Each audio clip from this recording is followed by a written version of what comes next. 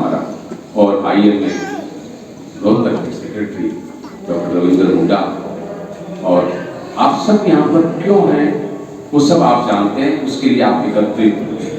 लेकिन उसके मूल में जाएं तो सूर्य नर मुनि सबकी यह रीति, स्वार्थ लागे करहि सब प्रीति। इसका क्यों कहा है मैंने?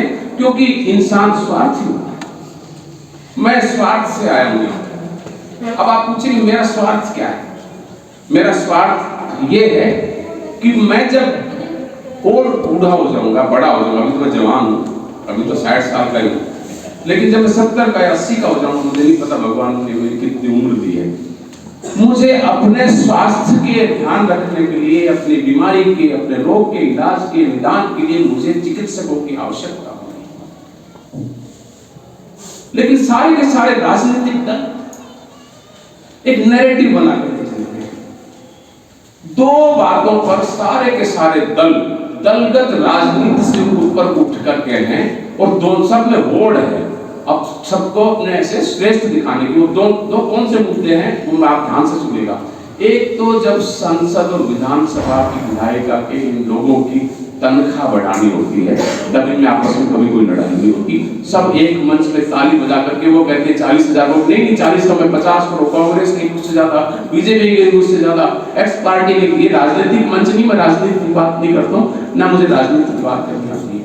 तो एक तो उस मुद्दे पर सारे के सारे दल साथ हैं।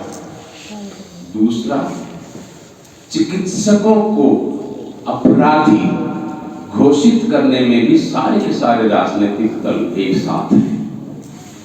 मैं निजी रूप से किसी भी पार्टी से मैं संबंध रखता हूं, वो कोई अहमियत नहीं रखता, लेकिन ये नैरेटिव बनाया जा रहा है। मुझे दुख इस बात का है कि कल मैं क्या कह रहा हूं कि 61 लाख रुपए बॉन्ड मनी है AFMC का, बॉन्ड मनी है, लेकिन वो एक सर्विस एग्रीमेंट है, ये बंधुआ मजदूर बनाने का कोई बॉन्ड मनी नहीं है।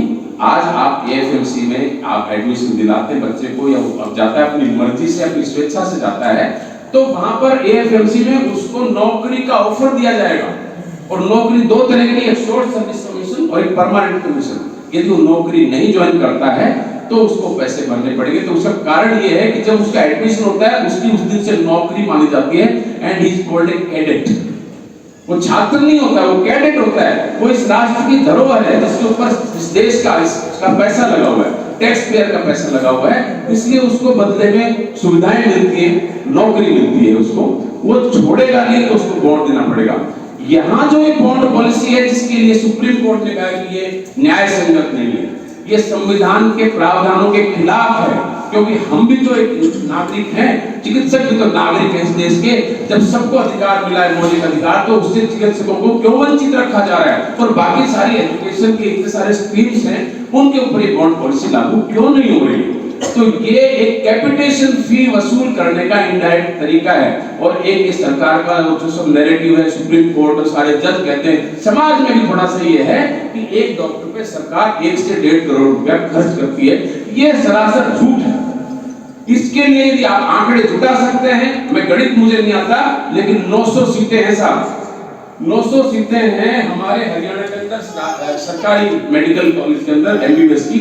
900 सीटों में एक को 1 करोड़ या 1.5 करोड़ रुपए लगाता है, तो 1300 साढ़े 1300 करोड़ रुपए सरकार का खर्चा आते हैं डॉक्टरों को बनाने में, जो कि एक 12वीं क्लास के छात्र के अंदर पढ़ाएंगे आप, उसकी ज्यादा खर्चा है, क्योंकि वो कोई आउटपुट नहीं मिलता है। यहाँ जो चिकित्सकों को पढ़ाया जाता है उसमें डिपार्टमेंट कई होते हैं, 2 डिपार्टमेंट होते हैं, एक एनेटमी।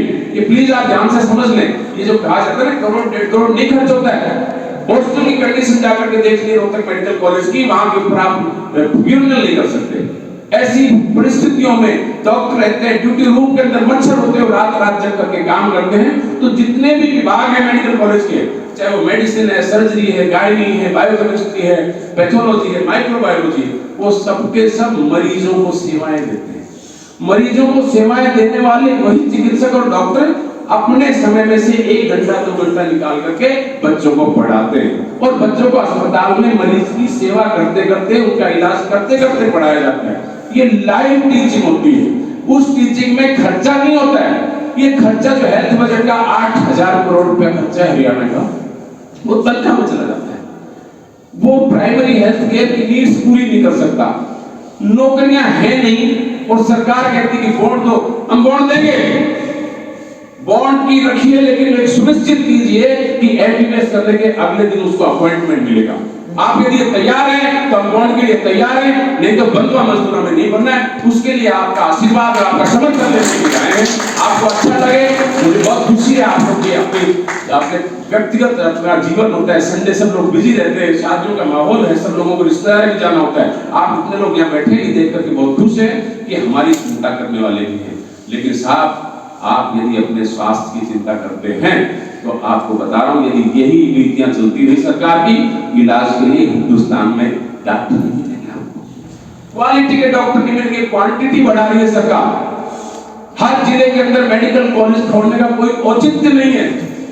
अरे जो हैं उनको सशक्त बनाओ, जो हैं वहां पर सुविधाएं जो हैं उनको संपूर्ण करो, तो काम चलेगा। मैं बहुत ज्यादा समय नहीं दूंगा। बहुत बहुत धन्यवाद आपका।